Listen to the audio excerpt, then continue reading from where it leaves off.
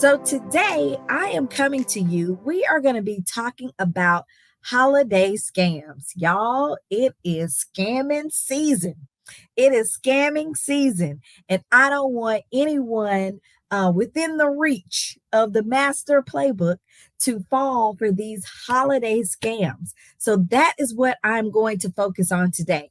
Hi, parents. I'm Holly Reid the creator of the masterplaybook.com, and you are in the right place if you want to raise money smart kids and give them a solid financial foundation. Make sure you hit that red subscribe button and click that notification bell. So let's jump right into these holiday scams, y'all, because it is serious. And a lot of us are thinking, well, I would never fall for a holiday scam. But those are the very people who take things lightly and may fall right into these traps. Because there are thousands of people, I'm talking thousands of people who become victims of holiday scams. And of course, they try to rob you of your hard-earned money, or they're trying to take personal information that then they can use in some cynical way that you wouldn't want your personal information used. Okay. And so there's a lot of credit card fraud. There are a lot of scams where people make payments and never receive the items. So as we are in this trend of doing a lot of online shopping, me included, I wanted to just bring to your attention some of the holiday scams you want to avoid, and just to raise your awareness, right? Raise your awareness as we're going through this season to protect yourself and your wallet.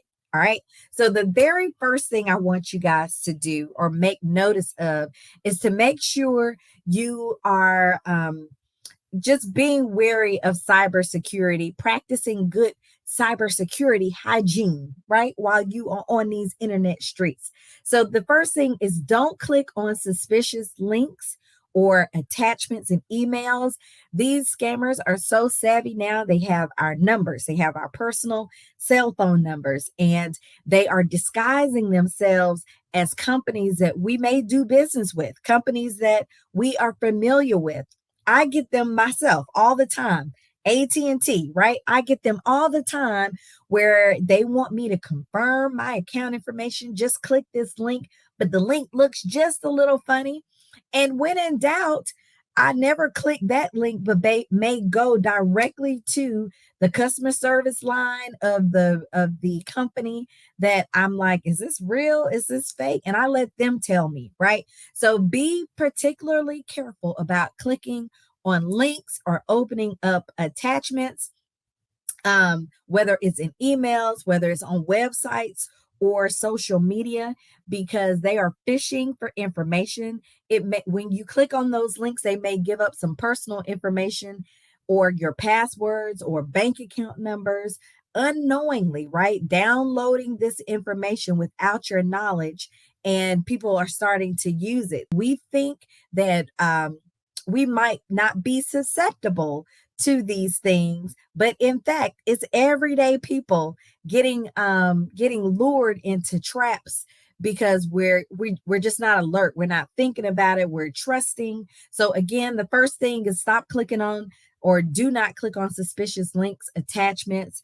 You want to be wary if a company asks you to update your password or your account information. You want to be wary of all of that. Treat it all suspiciously and don't give anybody anything. Whenever I'm in doubt and I get a call, I'll be like, okay, well, I will call you guys back, and then I will call a legitimate customer service number to make sure that I'm not giving my information free willy out to some scammers, right? Another way that you can check, if you're buying from a company for the first time, I encourage you to do the research, check their reviews, see if they see if anybody has reported them before. And you can do that with just a quick Google check, Google search. Another thing that I've noticed, if something is suspicious, you can often look at the URL, that's the website link, right?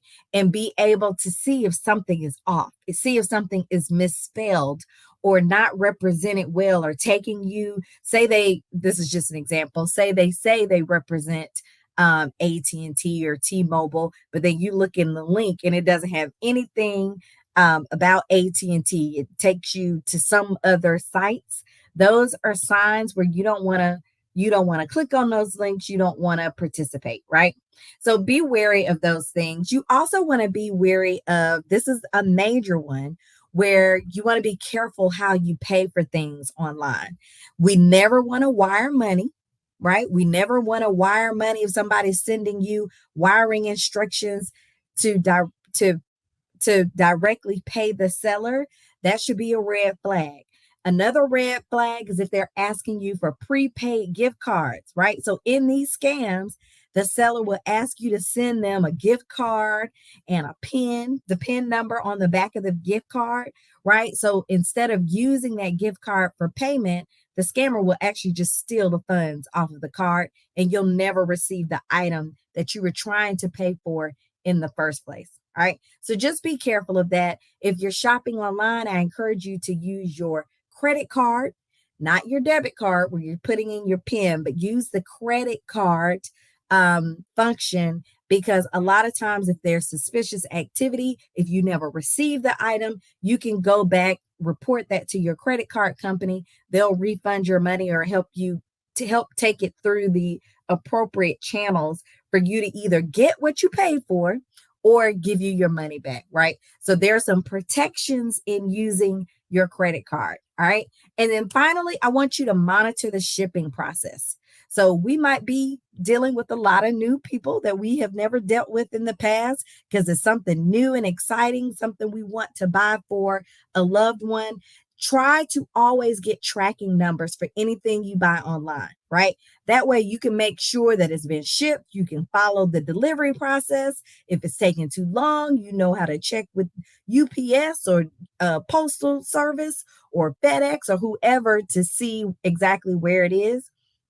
And remember, if it seems too good to be true, if it seems too good to be true, it probably is. All right. So I want all of you guys to have a happy holiday. And the way you're going to do that, we're going to practice some good cybersecurity hygiene.